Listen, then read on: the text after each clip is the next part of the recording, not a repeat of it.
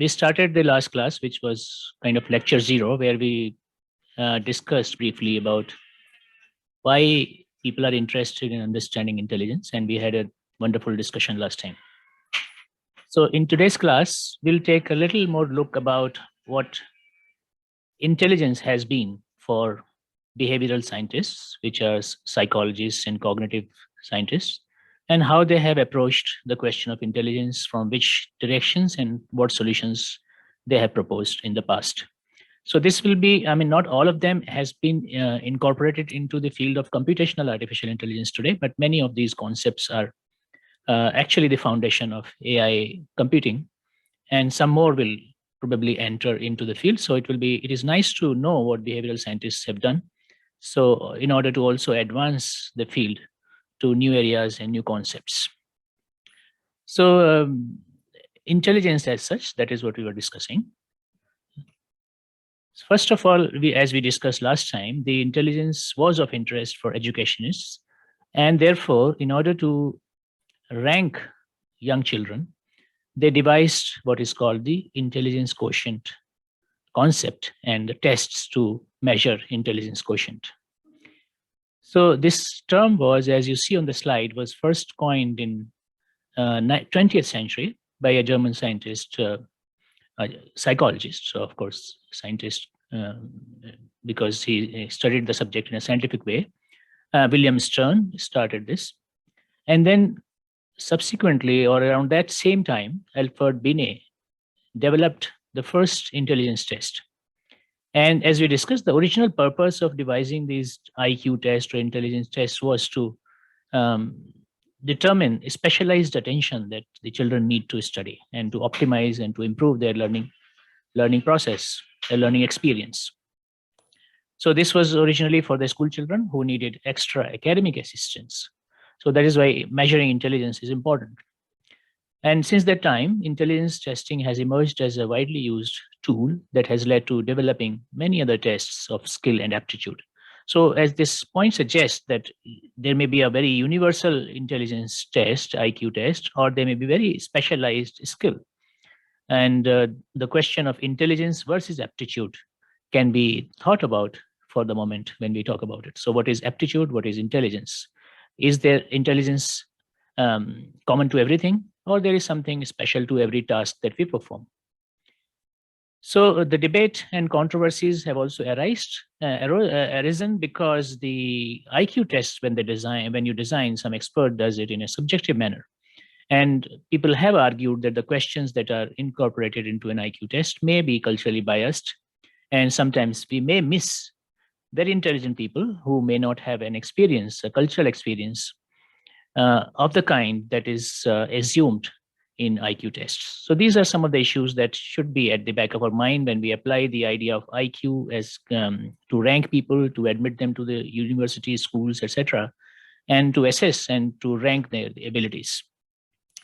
As an example in this, I don't know if any of you has heard this example. This is Isaac Asimov, who used to have a very high IQ.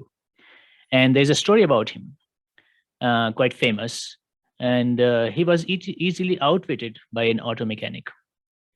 Let me see if you will also pass this test or not. Maybe some of you have already experienced this. But the test was, this Isaac Asimov was on a petrol station, and somebody, auto mechanic, asked him, how would a dumb person ask for water? So can any of you answer? How would a dumb person who cannot speak, or a speech disabled person, I should not use the word dumb because it is biased, a speech disabled person, if he has to ask for water, how will he ask for water? Can somebody tell me? Using sign, like drinking water. He'll use sign language. He will show his hand like this, I want water or something, so that the listener understands that he's asking for water. So Isaac Asimov answered this, and he said, yes, good. Now tell me, how will a blind man ask for scissors? Now can somebody tell me? How will? Quick, the speed of the answer is also important. Can you quickly answer to me how a blind man will ask for scissors? Any one of you, please. Write on a paper. Write on a paper? Just by saying. Yes, sir. Yes, because blind men can speak. So he will just ask for scissors. He doesn't have to, give a gesture or write anything. So blind men cannot write, or probably will not be able to write in a proper language, but he can ask for anything that he wants. So the idea here is then when Isaac Asimov, what he replied was he showed the sign for the scissors, and he will ask for scissors like this. So a person with an IQ of the times 160 could not answer this simple question. And what is happening? What is the phenomena going on here? Is a behavioral phenomena, which is called the mental set or mental fixation in this case. So the first question actually set his mind on speech disability, that you cannot speak. And the second question that comes is interpreted in the light of the experience of the previous question. So our experiences that we have right now may influence the way we think for the next moment. And that is how we can be outwitted. So the question is, should intelligence also take this kind of intelligence into account? How quickly can you switch from one kind of mental state or environmental experience to another kind of environmental experience? So many people will be fooled if you ask this question. Now you are in an AI class, so probably you are more alert. But if you ask this question to a lazy person, and if you ask the first question, how will a speech disabled person ask for water, and then he makes a mental frame, and you pose the next question, how will a blind person or a visually disabled person will ask for anything else, a pair of scissors. So most people will give you a gesture that they will ask like this. But those who are alert and those who are possibly intelligent in this way will be able to quickly pick up and quickly switch their mental frame from the speech disability to the speech ability of a visually impaired person. So this is the example of the biases that IQ test can cause in IQ tests may introduce, and therefore IQ tests are not, you cannot be very sure that every IQ test will really measure your intelligence, and then the understanding of intelligence, what intelligence is, becomes again even more important here. That should these factors be considered, and how can we say this is an unbiased test of intelligence? So let us take a quick look out of what are the theories of intelligence that psychologists or behavioral scientists have proposed. So first of all, the question that I asked was, is there a universal intelligence, or there is a task-specific intelligence? So let me hide this slide for you for now, and let me take your wisdom. What do you think? If a person is intelligent, he will be intelligent in everything, or there is special intelligence is specific to a task? Yes. Specific. Task specific, I guess. Task specific. So Means any other answer? he can be good in multiple tasks, but I think it is mostly means task specific. We can't assume a person to be intelligent in everything. Mm-hmm. Okay, that's what is Rahul's answer. Let me have the inputs from other students. What do you think? The intelligence is, if somebody is intelligent, is it so? If I use the technical terms, is it global or general intelligence, or it is specific intelligence? Which intelligence do you think is the primary intelligence that an individual has? General, or let us say G type for general, and S for a specific type, S type. So what is primarily an individual, is G type intelligent or S type intelligent? From the perspective of that guy. Say again, Rahul. Sir, it will depend upon the perspective of that guy, how he sees the world. No, that is individual experience. So but in general, if I say that somebody is intelligent, should I specify that this person is intelligent in this way? Or should I say generally, I can say, can I call people generally intelligent? Or should I say people are intelligent? Yeah. So there can be width as well as depth. Like someone knows a lot of things, but is a noob in everything. But there is someone who knows only one thing, but is like knows everything about that subject. So there can be both. Okay, later on, probably through our discussions in this class, a question will come up. Knowing is not intelligence. Having a lot of information is not a sign of intelligence. I mean, it may be a sign of your ability, and it maybe indicates some ability that you have, but it is not called intelligence. And just because the question has come up, I'll quickly say that the knowing can be mapped to some kind of memory, but memory is not intelligence as such. And we'll discuss this question later today in this class today. So depth, if you mean a lot of things, and depth in terms of memory, let us avoid the term knowing, because we are just focusing on intelligence. So my question is to all of you to think and tell me what your personal feeling or experience suggests that intelligence is something of a general nature, or intelligence is something of a specific nature. When would you call somebody intelligent? When that person is good in everything, or when that person is very good in one thing and may not be good in other things?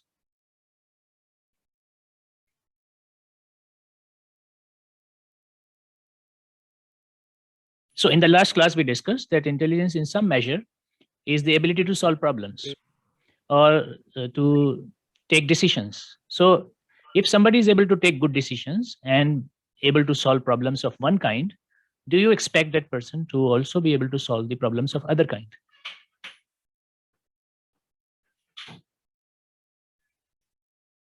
Yes, I hope more of you can participate. Last class, I had a very good participation. Today, people are a bit slow. Please come forward and contribute.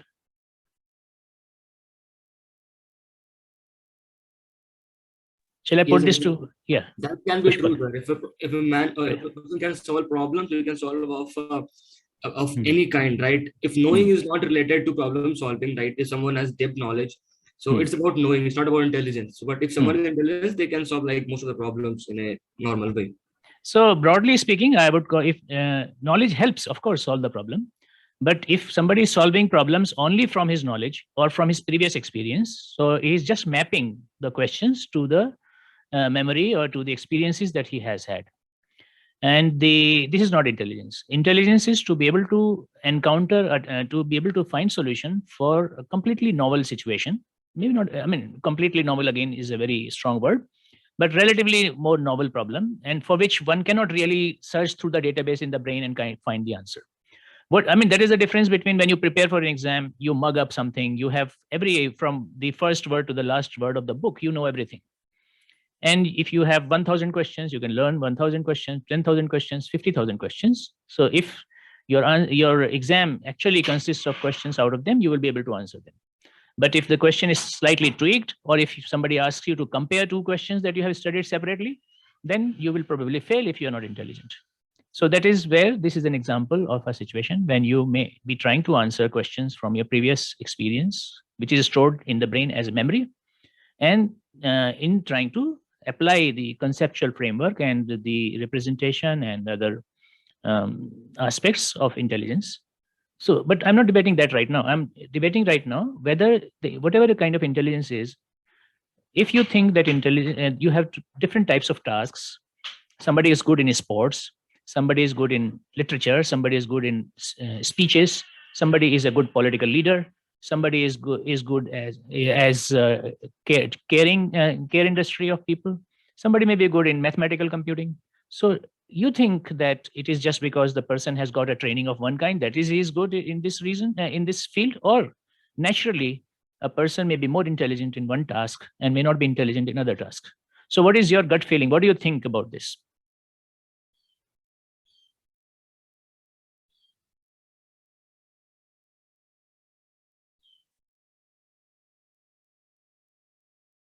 Should I put it to vote? So how many of you think that if a person is intelligent in one task, that person should also be intelligent in every other task? Please raise your hands on your system.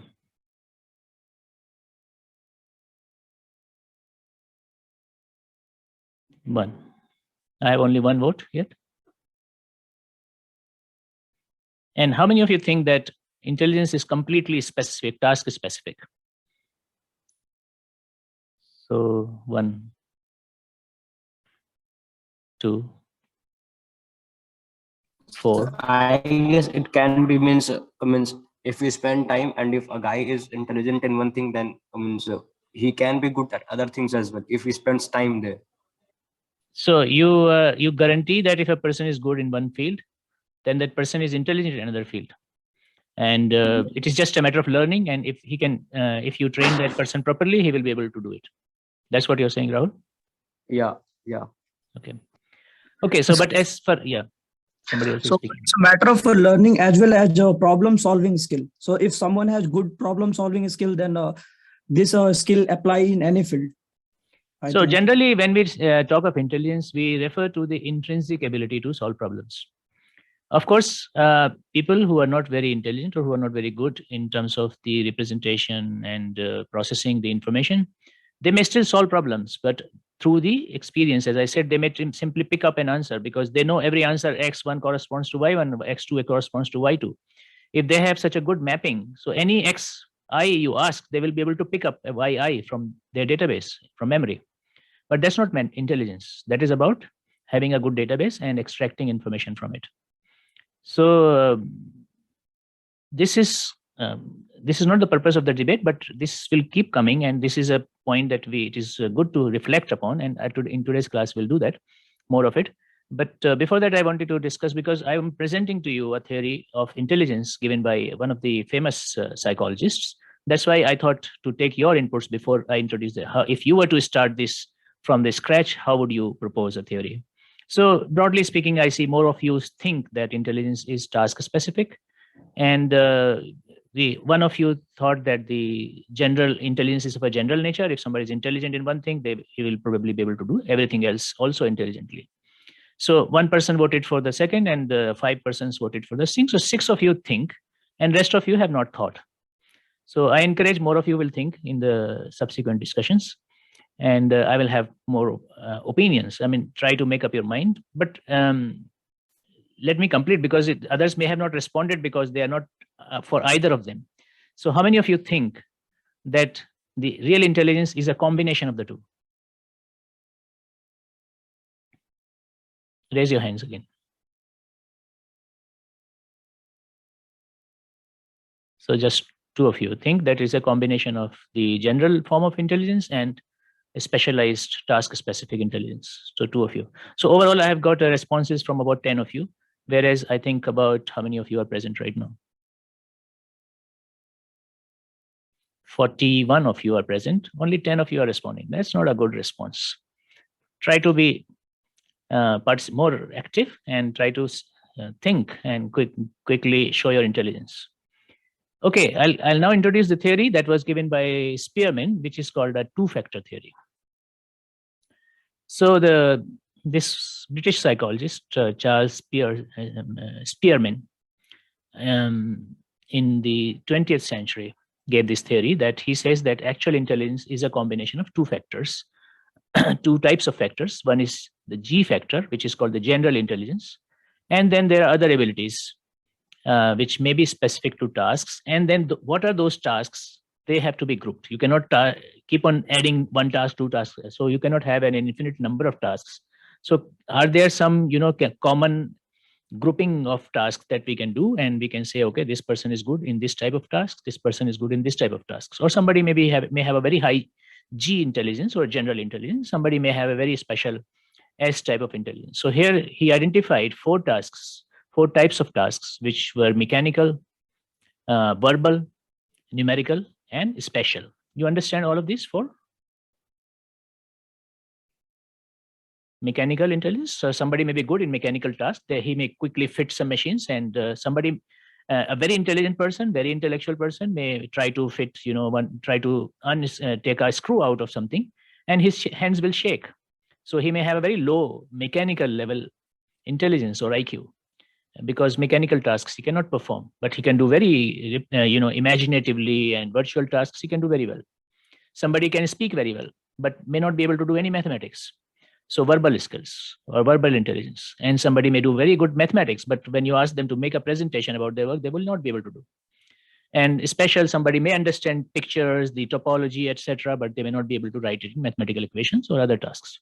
So that's how they identified this 4 type of factors, as you can call them, and then carried out a factor analysis. But how you cannot just sit down and say there are 4 types of abilities. How was he able to define these tasks? Was because he performed, after using this technique known as factor analysis, to examine some mental aptitude tests. Spearmint concluded that the scores of these tests were remarkably similar. You have to understand this point and tell me, if you were to now propose this idea whether intelligence can be grouped in this way, and how will you practically go to the field and prove scientifically that there are especially 4 types of tasks?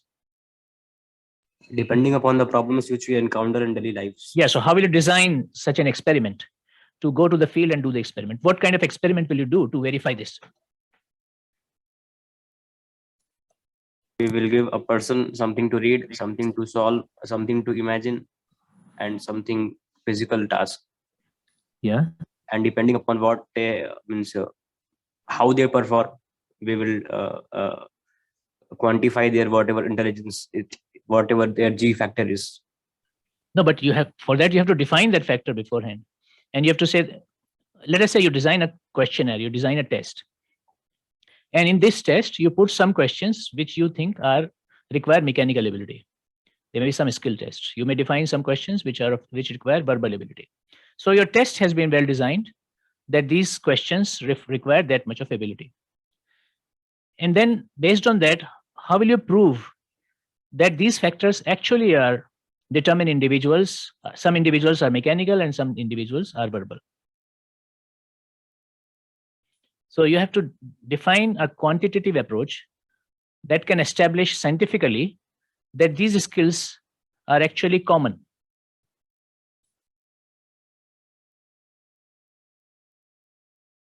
Perhaps my question is not very clear, so my answer will make it clear. So suppose you have 5 questions which require mechanical skills. And if I conduct a test of 1000 students, what will happen to their responses of the students? That will tell me whether mechanical skill is really some kind of a common skill among some students or not. How will you analyze this data to say that mechanical skill is something that exists?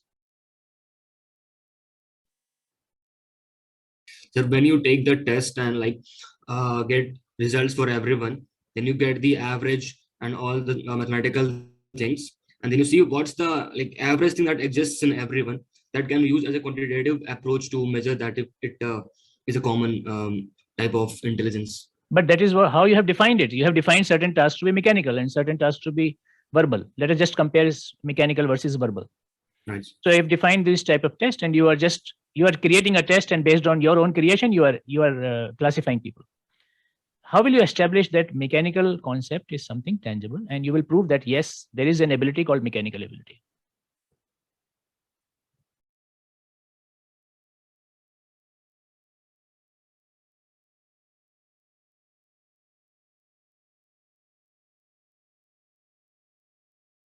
Okay, let me suggest. Yes. If a guy who is good in mechanical but is not good in verbal,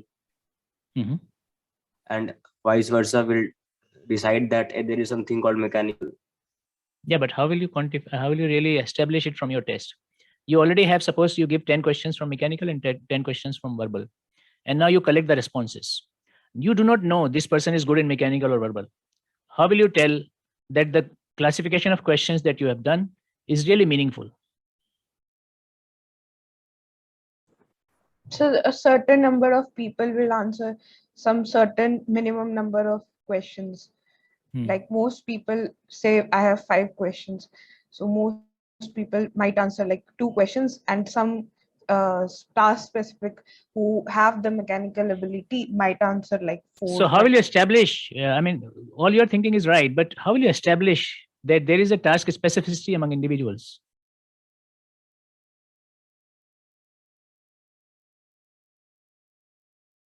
Okay, let me propose something and then you give your thoughts. Do you not expect that if there is something called mechanical ability, then a student who answers one question correctly on mechanical will also likely be correct on other mechanical questions? That means you expect that the correlation between the performance on mechanical skills will be positive and mechanical to verbal will be negative or less than what it is for within mechanical group. You understand what I'm saying? Oh, means so you were saying that there is something that will only be applicable for mechanical tasks, and Yeah. there is So something. I have already classified. I have 10 questions from mechanical task. I have 10 questions from verbal task. So out of these 10 questions that come from mechanical, if I'm consistently, if there is an individual who gives correct answer to the one question in mechanical, his probability to answer another mechanical based question is higher than his ability to answer the verbal question. The probability is higher. You have to establish from statistics that there is some correlation between his different questions that he's answering correctly.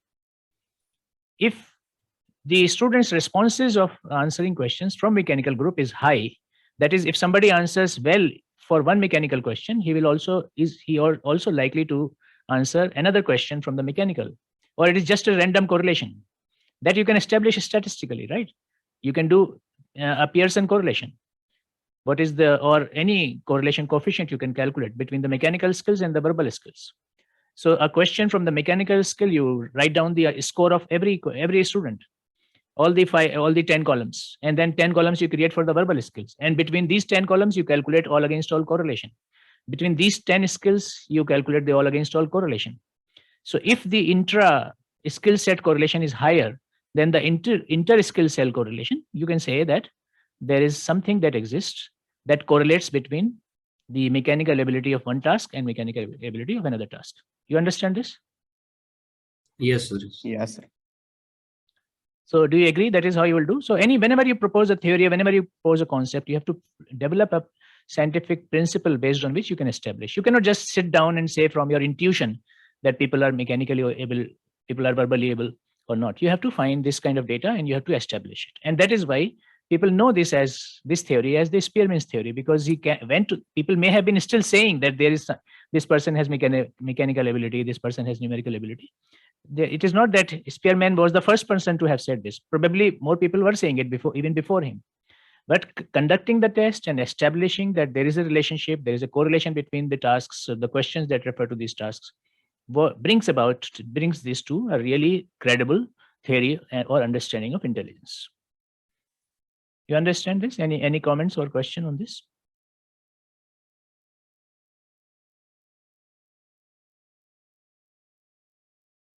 Now, can you yourself conduct this experiment and see whether what Spearmint said is correct? You can design some questions, ask your friends to answer those questions, and establish yourself whether people have mechanical ability, verbal ability. You can design your own questions and you can ask your friends and do this experiment. You will enjoy this. And you can establish whether amongst your friends there is a greater G factor or there is a greater S factor. If the G factor is high, what will happen?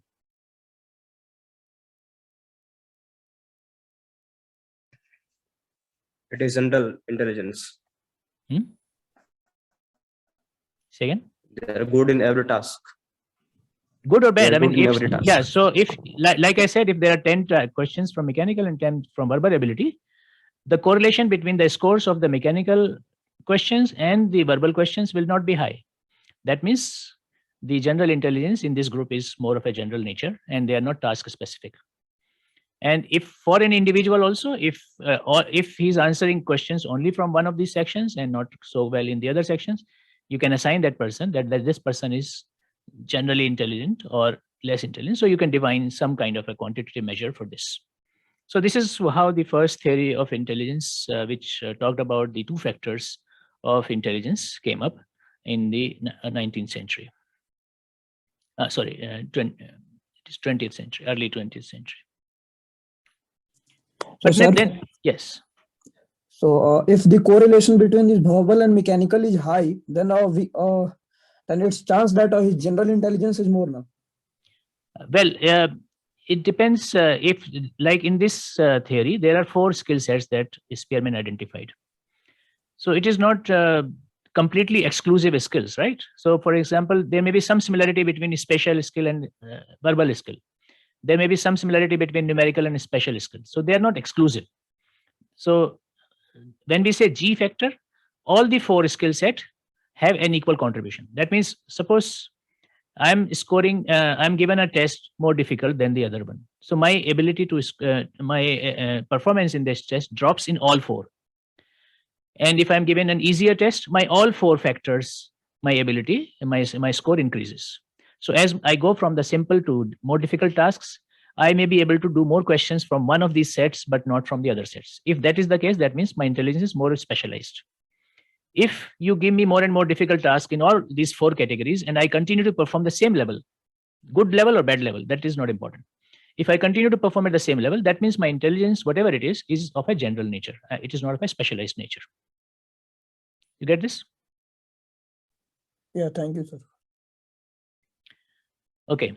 So now these were the 4 skill sets defined. Then people tried to improve and try to take the cue from here, and more of the concepts of the specialized tasks started. And then people have defined what they call is primary mental abilities. So, I mean, one is the task. So this theory is based on task orientation, but then you can think of it from the perspective of the brain. What is happening? Why, if I'm doing something mechanically well, why I'm not able to do something well in verbal category? So these tasks require some kind of my mental ability. So can we now look at the mental abilities and classify our mental abilities? So some of the mental abilities that people have picked up and summarized. So Thurston offered a different theory of intelligence. Instead of viewing it from the general ability, Thurston theory focused on 7 primary mental abilities. So associative memory. Can you elaborate by looking at this word? Can you tell me what is associative memory?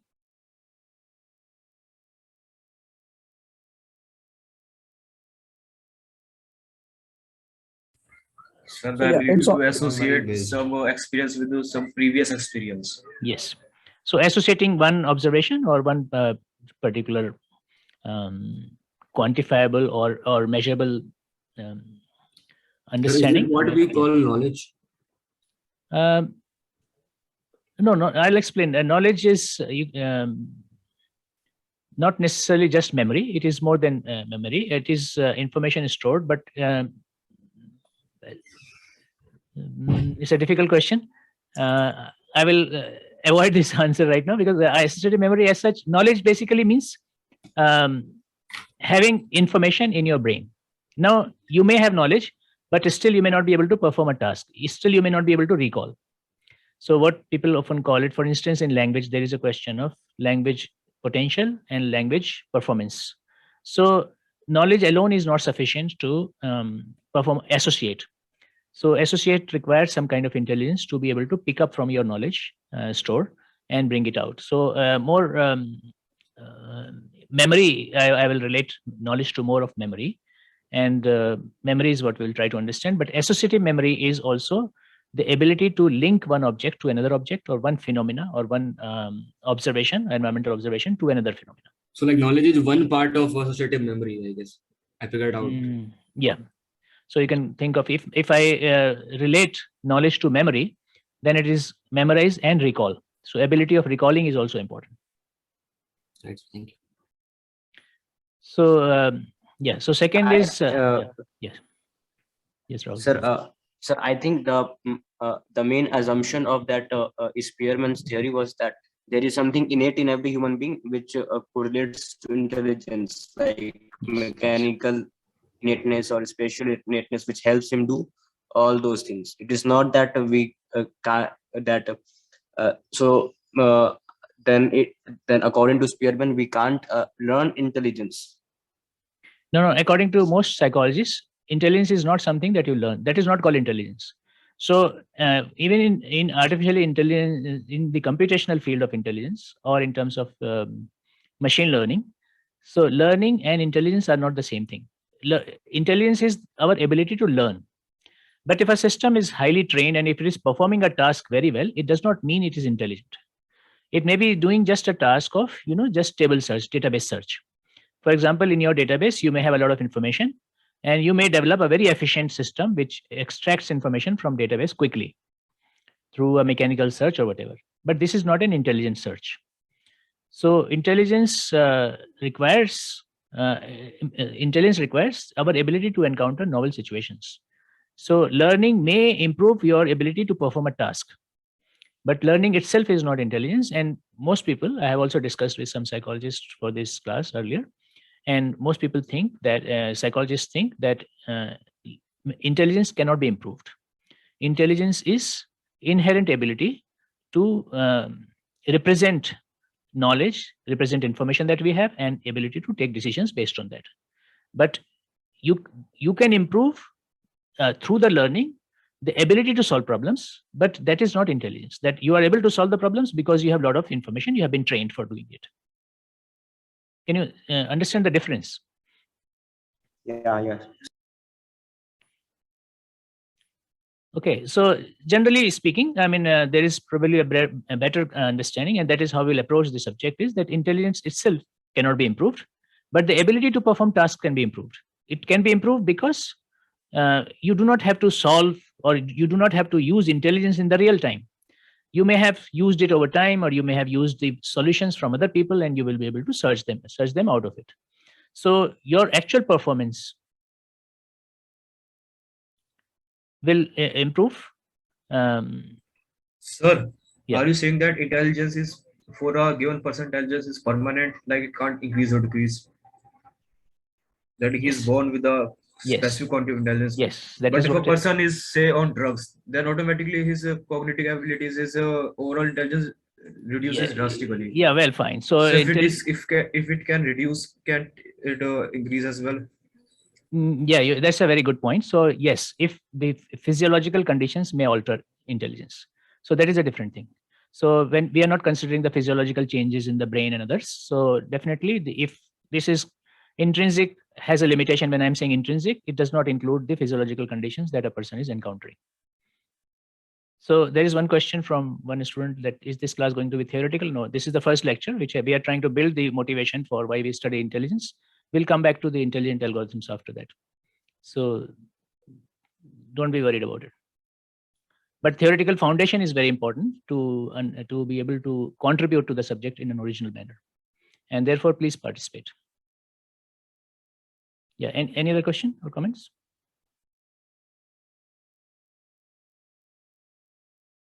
Okay, so these were the different tasks that were identified by Thurston, and reasoning, spatial visualization, verbal comprehension. And then people say that if I have this ability, there may be some common element theory. So if, for instance, somebody is good at driving a car, will he be also be able to fly a plane?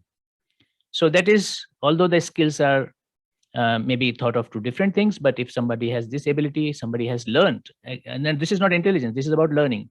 Even the skills that we learn, they may have a transferability. So transfer of learning is another thing. So now these concepts of transfer learning, these intelligence, they have been implemented in the artificial intelligence and deep learning. So originally these concepts were developed for for behavior analysis. People were studying the idea of common factors and transfer of training from one task to the other. And today the transfer learning is a very important concept in the deep learning. So these things, if you understand the psychological and behavioral foundation of this, you will be able to move ahead of them, and you can contribute effectively. And there are still many concepts from behavioral sciences which have not been incorporated in AI, ML, deep learning, etc. Okay, so that's why these things are important. Continuing, there are other theories. So I'll share with you that people have tried to identify these factors which contribute to intelligence in different ways. Kinesthetic intelligence, interpersonal intelligence, intrapersonal intelligence, logical, mathematical intelligence, music. Some people are very good in music, but they're not good in other maybe verbal abilities, or they may be not good in even music associated fields such as the lyrics, etc. So naturalistic intelligence, verbal, all of these people have investigated. And in general, now you can summarize that these people think of naturalist understanding of living. Some people may be very intelligent in terms of understanding the spiritual concepts, the naturalistic. Some may be good in mechanical body related, kinesthetic, like sports. Some may be good in music, some are logical. So these are the kind of different groups of skill sets that people have investigated and designed questions to test each one of them individually. Okay, so I'll move. So finally, we can summarize that this ability to perform tasks is not just about intelligence. That is what I have been telling you, that the ability to perform tasks, intelligent tasks, requires three things. One is the memory of your previous experiences. And without memory, you cannot understand the environment around you. So you understand the environment around you based on the memory that you have. And you are intrinsically intelligent. This is your intrinsic ability. And as one clarified, that it may require your general mental health condition and all at the time that may influence it. But in general, if those things are ignored, then intelligence is an intrinsic ability. And then learning. So memory, intelligence, and learning, you can think of these three contribute to perform intelligent tasks. So an intelligent task can be performed without intelligence, simply because there has been a lot of training and learning and a lot of memory that has gone into the system. Sir, learning comes under intelligence now. Then why we are separating out this? Learning is not intelligence. That is what I have been emphasizing. Learning is not intelligent. The ability to learn is intelligence. Yeah, so basically it comes under intelligence. So why we are separating out this intelligence? No, because learning, somebody may be very intelligent, but he has had no training. He won't be able to perform the tasks, right? So if he has not done enough learning, an intelligent person will fail in performing the tasks. That's why we are putting intelligence separately. Another person may be highly learned, but has no intelligence. So as soon as he encounters a new situation, he will fail. So that's why you have to distinguish between the two. Okay, sir, fine.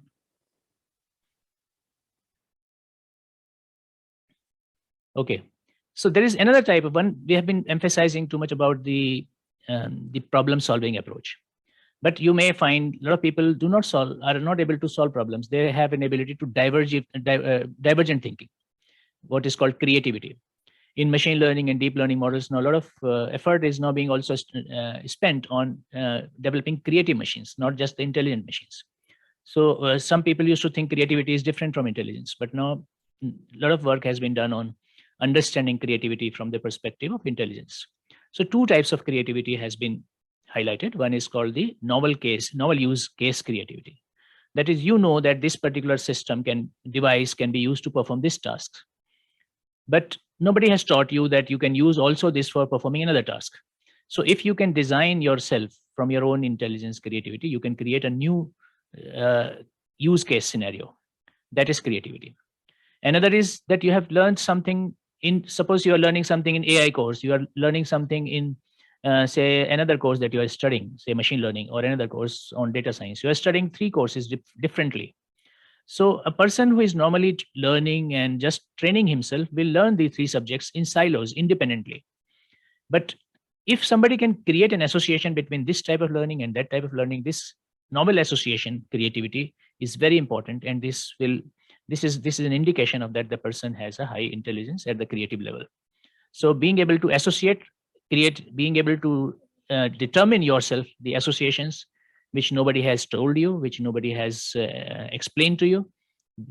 So identifying novel associations between the individual items which you separately learned is the novel association creativity. That is how the intelligence works. And so a lot of effort is being done on this AI devices. For instance, if you play chess, so chess or games are a very usual system on which we study AI. So in the case of AI, whether you go systematically from one question to the other, or you become creative, you create the situation. If I make this move, what will happen? What the other person will play? So are you going to apply that kind of creative intelligence there, or you are going to plan a decision making purely based on number of possibilities and from them picking up one? So we'll come to them in the actual implementations of AI methods. Okay, so these are the other thoughts you may look into, but more importantly, I go to this another important concept is about the individual versus group intelligence. Can somebody tell me about an example of a group intelligence?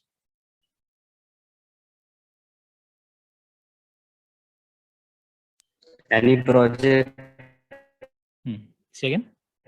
which we do with project groups, like building some Burj Khalifa. It was a group task. Okay.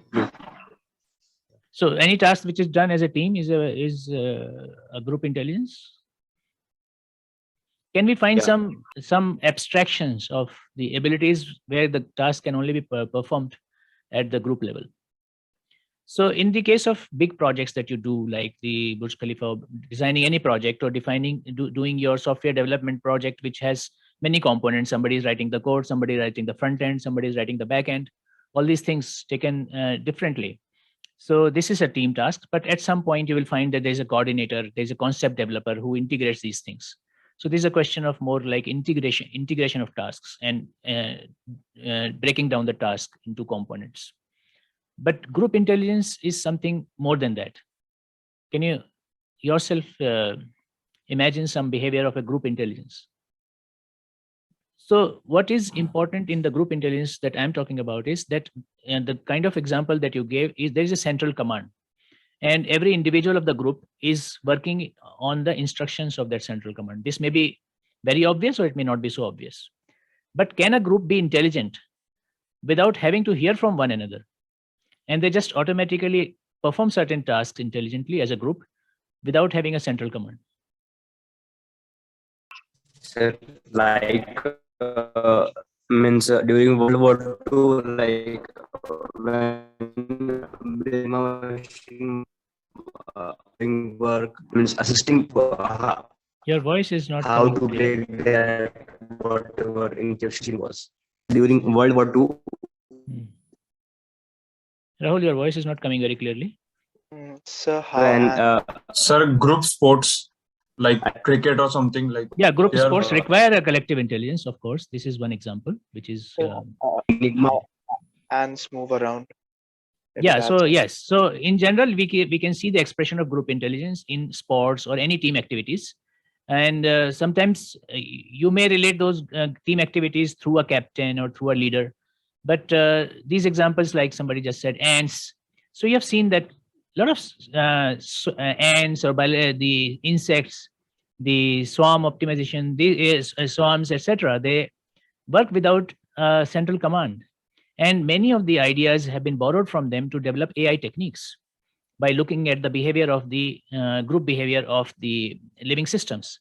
So, for example, the swarm intelligence is a very powerful technique of intelligence in which people have observed the behavior of individual agents and how for instance, I've written some examples in the last of these points: the ant colonies, bee colonies, birds flocking, hawk hunting, animal herding, and bacterial growth, fish schooling, microbial intelligence. So these are all kind of systems that do not act individually. They work as a group, and the entire group seems to be intelligent. I mean, when you are flocking, the shepherd does not have to guide every sheep of his flock. He just knows how to do this, and the message goes across to the whole community. And when the ants are traveling, so these ants are traveling and they find a way. For example, in this example, you can see this is a very powerful computational technique. The swarm intelligence and the ant colonies, they are very important AI algorithms which are based on this. So how they do it is that they are insects, the ants travel from one place to the other, and after some time they know what is the best route to find the food. But if individually one ant goes and tries to trace that route, it will be a big task for them. But the communities as a whole are able to trace the route in a very small amount of time. So through the process of pheromone expansion, this group of ants can very quickly optimize how to reach the food very fast. Haven't you wondered sometimes that in our households, sometimes you have sweets somewhere and all the ants are there in a very short amount of time? How do they find it out? And they will take the shortest route. They're not going through the long route to find their food. So how do they communicate to one another? So this is a very good example, powerful example of a group intelligence. And many tasks that we want to perform at the mechanical level, scientific computation, molecular computation, etc., are inspired by this behavior. And people have shown that if we use the same techniques that ants use, then we can solve these problems, which would otherwise be not possible to solve. Right? You agree? Yes, sir. So this is another example. You may have seen the swarm-like starling. So now what is on this slide, you will see what is the main scientific lesson from this. What do the flocking behavior actually, how does it actually express itself? So 3 points people have looked into particularly. One is the separation. That is, even though these bees, these many insects are traveling in huge groups, but they're still avoiding overcrowding. You will not find that the density of this is high in some places and low in some places. You will always find they follow some kind of pattern. high density in some places and in the center, and then the lower density gradually dropping. So they have some kind of the short range repulsion, and there is a community level decision making, this can be considered highly group intelligent. And they also align themselves properly. The purpose of alignment is they want to expose their community to the external harsh environment as little as possible. So this alignment and then this cohesion, that is, they do, even if they want to avoid one another, they don't want to avoid too much. They still want to remain in the group. So there is a separation and there is also cohesion. So they steer towards the average position of neighbors, which is a long range interaction. So this is a fascinating experience that people have observed and try to solve many real life problems that which are inspired by the flocking behavior of the insects. So this, when we talk about intelligence, we should not forget about the group intelligence of several living species. Finally, well, emotional intelligence is another. So this is another. So finally, we'll put this together. Then the actual, from the intelligence, now we are going to the artificial intelligence. So what are your thoughts? Why do we say that what we are studying here is artificial intelligence? What is artificial in it? We spent our time so far in understanding intelligence and what people broadly. It is being induced. It is not natural. That's why it is called being artificial. Yes. So yeah, artificial, because it is the machines or the programs are not naturally intelligent. You have to train them to become intelligent. That is what I have been saying in this class, that through the process of training or through the process of learning, we can make less intelligent people do tasks which otherwise only intelligent people would do. That's why we are interested in learning about intelligence. So we can make machines do the intelligent task. Also, machines themselves are not living systems. So we can perform them. We can train them to perform the tasks like an intelligent human being would do, or intelligent species, a group of individuals as a group do. Now, you must have studied this, learned about Turing test. Can any one of you remind me what is Turing test? Anybody who has heard about Turing test? Yes, sir. It's Yes. basically a machine is capable of doing things without being explicitly programmed. Yeah, And but you how cannot was the do- test conducted? The test was conducted on a machine, and in two rooms, you can say there was in one machine, in one room, there was a human being sitting, and in another room, there was a computer sitting. And then the questions were asked, and the questioner had to tell whether the answer is coming from a machine or from a human being. Yes. Right? That was the original test. That is perhaps the first experiment and first word of artificial intelligence comes from there, when Turing performed this test. And Turing test is one of the landmark experiments on studying artificial intelligence. So like in this example, there's an interrogator here, and there's a question sent here, and the answer comes, and that question comes here and answer comes there. This interrogator has to tell whether the answer has been received from the human or the machine. If he's unable to tell whether it is coming from human and machine, that means you have devised a computer which is as intelligent as human. Right? You want to say whether my computer is intelligent or not. If you want to prove this, then the proof can be, you put human in one room and put computer in another room. I send the question and you send me back. You will not be able to tell whether the answer is coming from human or a machine. If you are unable to distinguish if it is machine or human that is answering, that means your machine is intelligent, right? That was the experiment that was done. And then ultimately, this test will be based on how detailed your questions you are asking. But then this kind of assumes, yeah, somebody's saying something? Alok, you're saying? Okay. So does this mean that human is more intelligent and there are tasks that human can do but machines cannot do? How about the other way around? Are there tasks which only machines can do and human cannot do?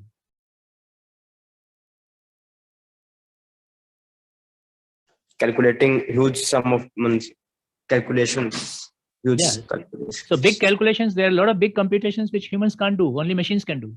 So why do we want our systems to be intelligent when a dumb machine can do more than the intelligent man? Doing calculation is not only great. Means yes. That. Excellent. Yeah. So is intelligence really the most desirable thing? That is the question that emerges from here. Intelligence is required to solve problems. What is the more important for human beings is not to become intelligent. It is the goal of a good life is not to become more intelligent. The goal of good life is to be able to solve more problems and do things which other intelligent people would otherwise do. So what is better? The question now, I come to this question: who can solve the problems better? You just said that some tasks only computers can do. So if you draw a comparison between what human beings can do and what machines can do today, what is the comparison? What do you think? In which field computers are better, in which field machines are better, and the humans are better? Sir, there are many fields like computers need data to learn, and data can be manipulated, right? So if when we show them like 5 dogs, they can't understand that this one is a dog or not. But a human being can simply, get those answers in split seconds. No, but human being can answer this because human being has been exposed to the data for all his life. He's also been, I mean, if I am able to distinguish between dog and cat, let us say. Yes. So, and you say the machine can do this only if you give them the data. I'm also able to distinguish between dog and cat only because I have been exposed to this data. So I have probably learned it the same way. But like the human mind can do a lot of things. Even the data that we push into a computer, like for its learning, the machine learning thing, they have to read it very carefully. If there is some bias in the data, the answer will be wrong. But that's not the case with the human mind. It can simply think of things that it has not even been exposed to, right, from its previous experiences, which is not possible at a large scale for a computer. So Sarfraz is saying that machines are good at memory and human mind is good at decision making. But if our intelligent decisions are based on our learning, one thing that we just said, that machines are trained and they do a task which was otherwise a human being was doing. But if you look at how long we are exposed to data, I mean, as we grow up, let us say a 17-year-old young man or a 20 years old young man, he is being exposed to the data for 20 years. And then he is able to do this task. You're not giving 20 years to the computer to learn.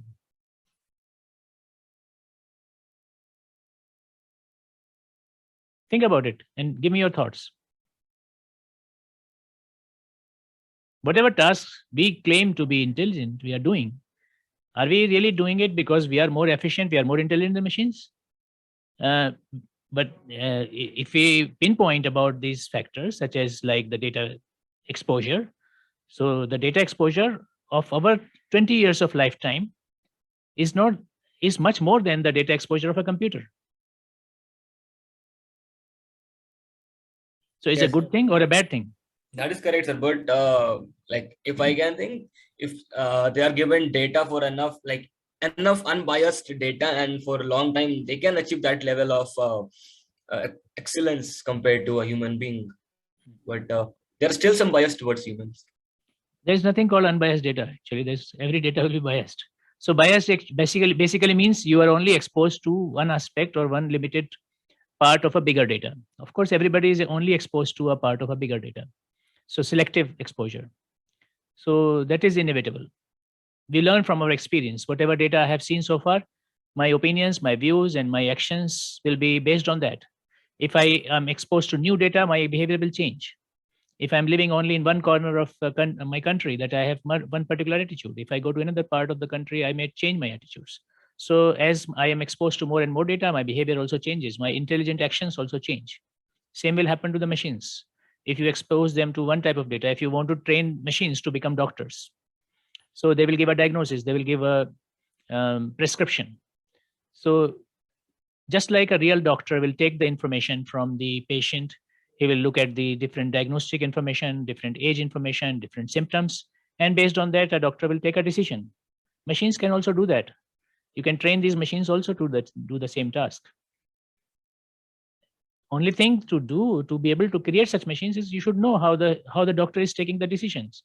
Once you are able to exactly describe how the doctor is taking the decision, then you can tell the machines to do the same. The challenge we have to think about is, can really machines handle that much of data? Or can really machines do such a complex task that the intelligent human beings are doing? these are the questions to consider. Can AI solve problems which machines cannot do because machine will work on explicit solutions, whereas intelligent systems will work on more indirect solutions, which may not be the best solution, but they are still solutions which are achievable. And if the machines can mimic this behavior, then machines will be as intelligent as human mind. So that is the whole purpose of artificial intelligence, or you can say machine intelligence. I would prefer to use the term machine intelligence because we are trying to make the machines intelligent. Artificial intelligence, even a human being can be an artificially intelligent person because he has acquired a lot of skills. So let's just get this right, and I'll show you some very interesting graphics in this that has compared. I have this doubt. Yes, Pushpa. Sir, like you said, intelligence cannot be learned, right? It's hereditary.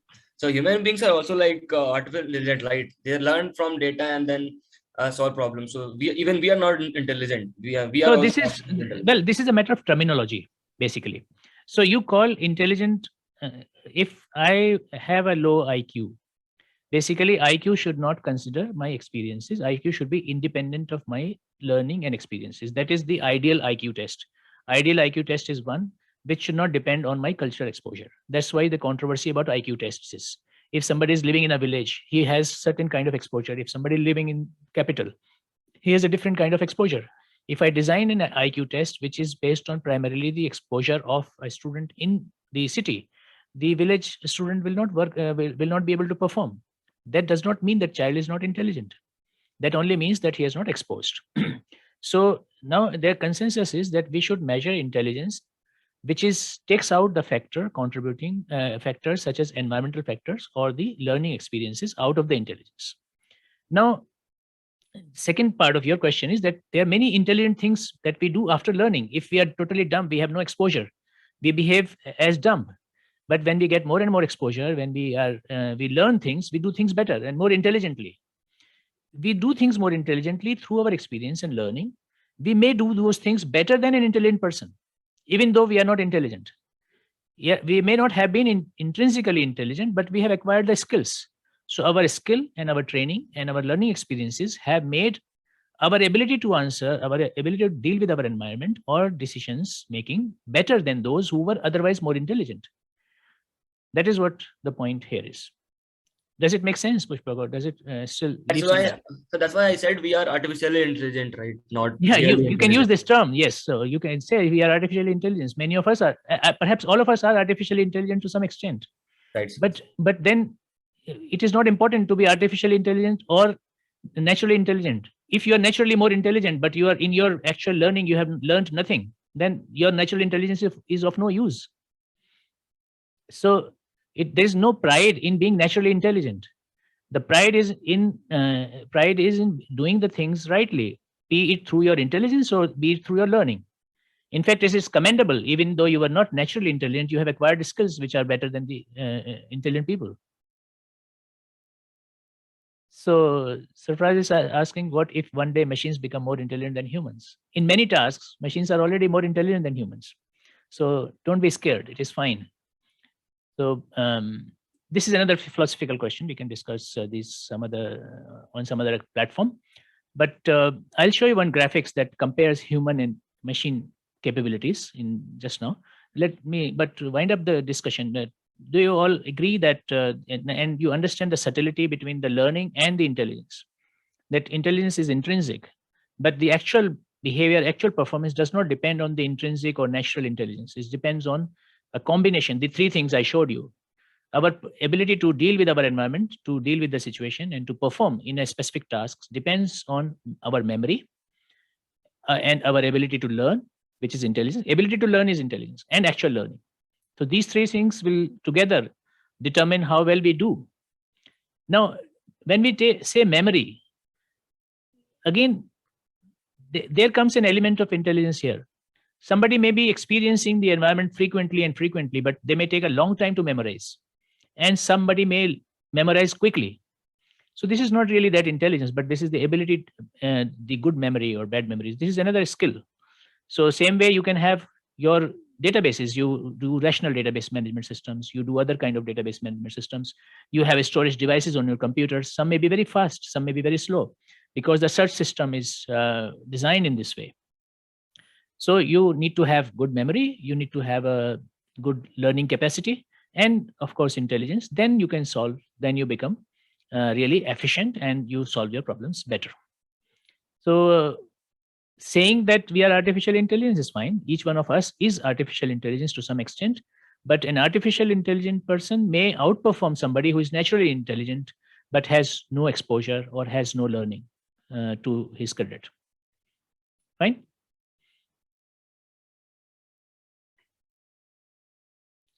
Okay, so I was about to show you that graphics of comparison. This was research published some 10 years ago. Perhaps the situation may have changed slightly, but the relative things may have not changed. So the fastest supercomputer of that time in 2011 could do 30 quadrillion bytes or 9.9 billion, sorry, not by calculations. And another measure of the calculations is 8.2 billion megaflops, and consumes 9.9 million watts of power, electric power. And this is the data storage. Sorry. Yes, and in comparison to this computer, if you look at the capability of a human brain, again, this is 10 years old, so situation may have changed. This may have even increased because human brain is not evolving that fast. Only the computers are evolving. But at that time, so you would see that human brain can only do 3.5 quadrillion bytes of calculations compared to 30 quadrillion bytes that the fastest supercomputer could do. Now this number is much larger now. 2.2 billion megaflops of calculations compared to 8.2 that computer is capable of doing. So from these graphics, does it seem that computers, what one of you was asking, is computers are also already doing better than humans?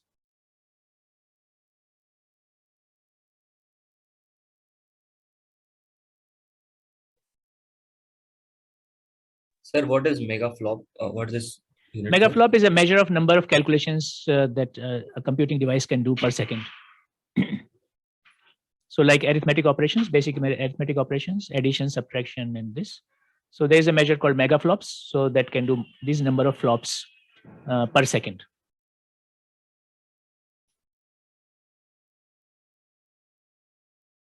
I mean, this must be obvious to you also, that if you are doing some addition or subtraction, then you can do, computers can do much faster than you can do.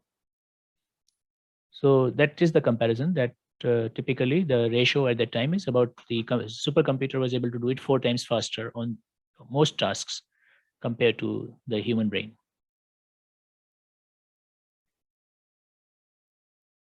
So the first one is the amount of storage that they can have. So human brain can store 3.5 quadrillion of bytes, whereas fastest supercomputer had this much of space, 30 quadrillion bytes.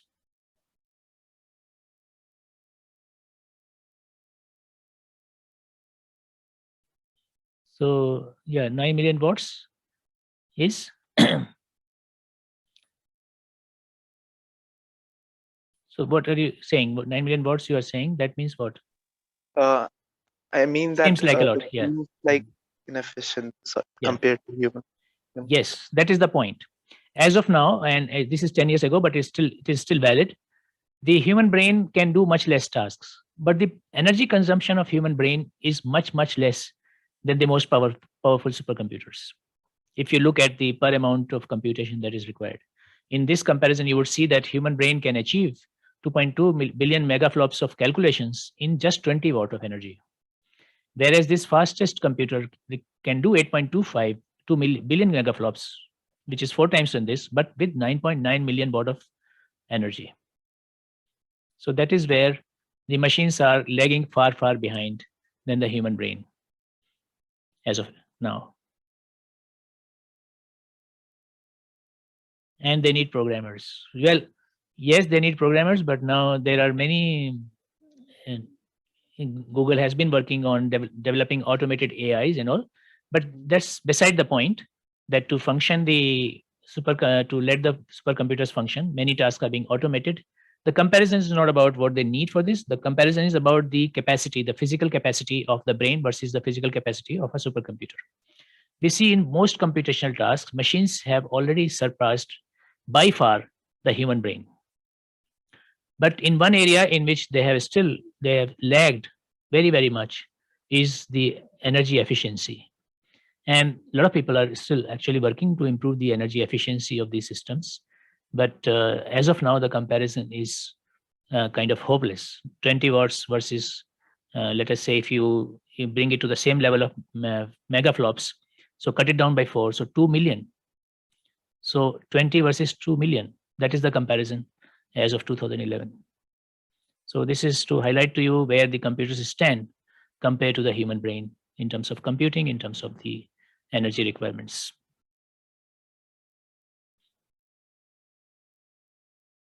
So then there is size as well, like they are so big and your mind is a small thing compared to a computer then. Yeah, as of now, yes. So these supercomputers require a lot of storage space. And no, when we are saying 9 million watt, this does not include just the energy consumed by the computer. This also is the energy consumed by the air conditioners in which you put them. So yes, the fastest supercomputer with the whole huge space that it occupies is still unable to match a small human brain. So in terms of the energy efficiency, in terms of the bulkiness, and in terms of the storage that's required. Whether that will change in the future, we don't know, but that is the scenario as of now. Okay, so finally, the is human, we already discussed this point. Is human always intelligence? So the machines try to adopt the working of human intelligence for certain tasks, not all. We already discussed this point. So if you list out what kind of tasks are required, so tasks that require dealing with situations not encountered before, so universal generalization. We already talked about the intelligence has the ability to generalize things. They do not learn things bit by bit. Okay, I learn X, I learn Y, I learn X1, I learn Y1. This is not intelligence. If you learn item by item, this is more like memorizing. But if you are able to create abstractions, you are able to generalize your experiences, then this is an intelligent learning, and this is what an intelligent brain can do, intelligent system can do. So intelligent systems have the ability to generalize from their experience in an abstraction, so that these abstractions can be applied to totally new situations. And the decision making we have already discussed. So finally, I think I should finish this. Artificial intelligence experts have taken two approaches to define what artificial intelligence is. One of them is the law of thought approach, and the other is called the intelligent agent approach. So I have used these two logos to show that one on the right depends on the action, on the left it depends only on the thought. So thought versus action. So this law of thought approach of artificial intelligence was proposed, it can be thought of to have rooted itself in the idea of logic. How many of you have heard about this word syllogism? That is in the second bullet point on my slide. Anyone of you has heard about syllogism? Logic? Yes, sir. So can you tell me what it is? They are asked in some exams, some type of questions that are syllogism. I don't know what actually it is, but that's one.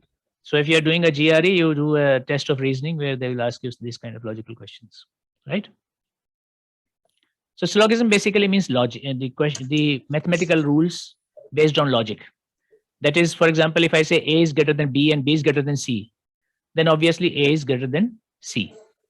Although the relation between A and C is not defined from the beginning. But you can derive this rule now. So this kind of logic is like you are doing experiment in your mind, so you're thinking, so you can say there are some law of thought. An intelligent mind can create these laws of thoughts quickly. Whereas these laws of thought cannot be done very well if you're not intelligent. You see the world around you and you make the laws. You create the thoughts in your mind and you create the laws for yourself. So if you are able to do this, you are intelligent. That and the artificial intelligence can be described as creating the laws of thought in this perspective. But then the problem with this law of thought approach is that it can only describe certain action, certain behavior which is based on logical rules.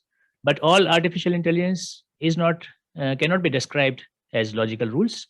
And secondly, just thinking is not enough. If a person is not able to act based on the certain actions, and so the intelligence will sometimes require whether to run or not, and somebody has taken a decision, yeah, you have to run, but he's unable to run, so that will be some kind of a limitation on the intelligence. If you are, for example, looking at the sports intelligence, so in the sports intelligence, if somebody is to run the 100-meter race, then this person has to actively intelligently design in his mind a thought experiment and say, okay, when he has to run fast and when he has to slow down. And so to plan the entire process requires a certain intelligence, but then just thinking through the laws of thought is not enough. He should also be able to act on it. So if we are unable to act on the stimulus and environment, then this is not intelligent. So that means the laws of thought approach has limitations, and that is why in the modern times, people have come to what is called the agent-based systems. So I'll talk about agent-based systems, which is the first principles of designing AI-based systems. But to here, I introduce experiments that, again, psychologists did. Pavlov was a Russian scientist who did this in 1904. He got Nobel Prize in physiology. And that can be considered one of the first experiments on studying intelligence. So on animal models. So what they did was to create some kind of a conditioning where they give food to a dog, and then they measure as soon as you give the food to the dog, then the dog starts salivating. So they put some device in the mouth of this dog and measure whether saliva is being produced or not. And then they try to link whether can you train this person to produce saliva even if food is not presented. So they tried to do this experiment. They gave the food several times and they measured the saliva. Then every time they give food, they rang a bell also. So when they rang a bell or a whistle, so every time they give food, they also give the whistle. After some time, when the conditioning has been done, they don't give the food, they only give the whistle. The saliva is produced. So what do you think has happened?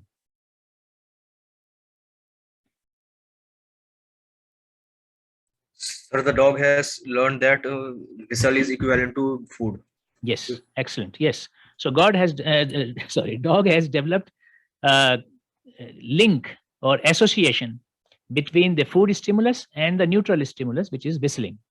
And this is the process of learning. That is how people learn. That is how the children learn, through conditioning one thing with the other. Our pleasant experiences with the negative experiences. And people have used these kind of findings, these kind of experiments to design how to teach our students better, to educational strategies.